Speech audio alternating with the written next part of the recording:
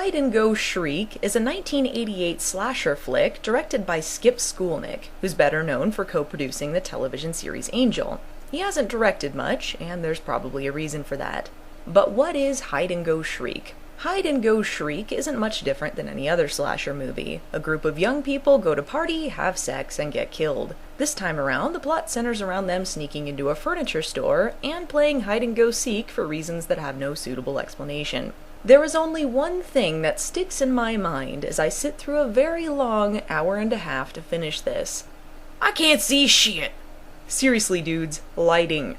Even if it's supposed to be dark, the audience shouldn't be spending a majority of your movie just trying to figure out what's happening. Not that it changes much, most of the scenes are exactly the same. They go from room to room having sex or sitting in bed and talking about something inane. Rinse and repeat. The other half of the movie is bafflingly spent talking about this Wesker guy's haircut for no reason at all. He wears sunglasses almost exclusively.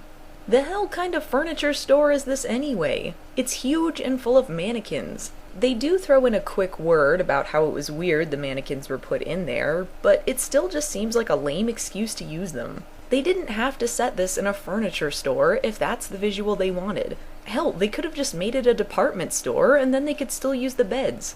I'm not sure why the kids decided this was the best place for them to sneak in and spend the night having sex. It's not like furniture stores are really sexy or dangerous. In fact, they call this the adventure of a lifetime.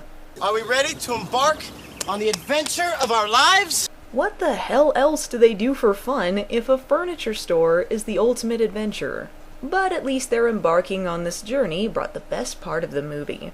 Walk this way.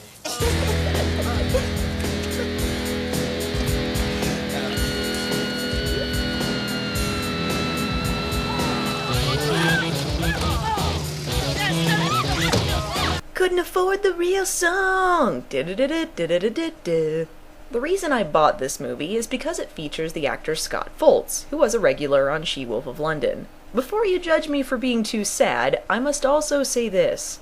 Come on, it's called Hide and Go Shriek. I had no reason to believe this would be anything but awesome.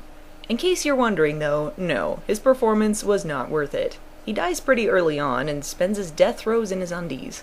Another actor of note in this is the sort of lead played by Rebunka Jones. Rebunka. That's either the worst or best name ever. But I'm not gonna be harsh on her for that. I'm gonna be harsh because she is absolutely one of the worst actresses I've ever seen. I'm boggled by her performance. Something weird is happening here. John's just disappeared. I swear to God, this isn't funny. I'm serious. What are we gonna do? John? No! No! I don't understand.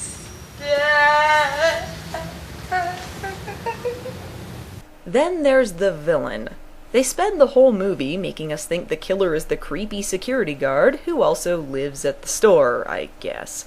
So wait, if they knew someone was living there, why did they think they weren't going to get caught sneaking in? The store is owned by one of the guy's dad. It's not like they were unfamiliar with it.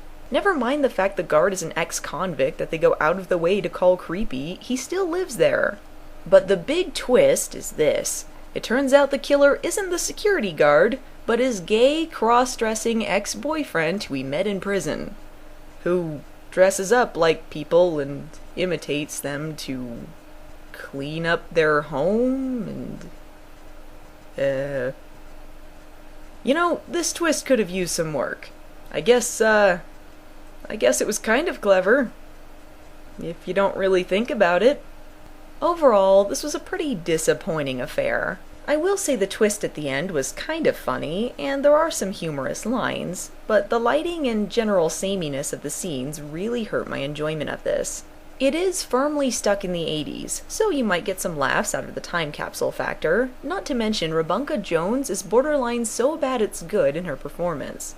But if those things don't sound good to you, it's probably best to keep this one hidden.